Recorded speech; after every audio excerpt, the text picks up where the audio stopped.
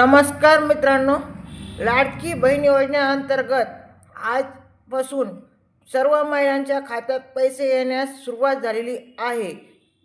आता सप्टेंबर महिन्याचा हप्ता सर्व महिलांच्या खात्यात येणार आहे.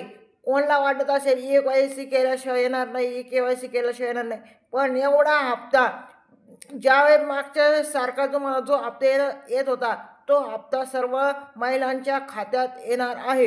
पण इथून पुढे म्हणजे आता ऑक्टोबर महिन्याचा हप्ता हा KYC केल्याशिवाय तुमच्या खात्यात येणार नाही. तरी सर्व महिलांनी, सर्व लाडक्या बहिणींनी याची नोंद घ्यावी.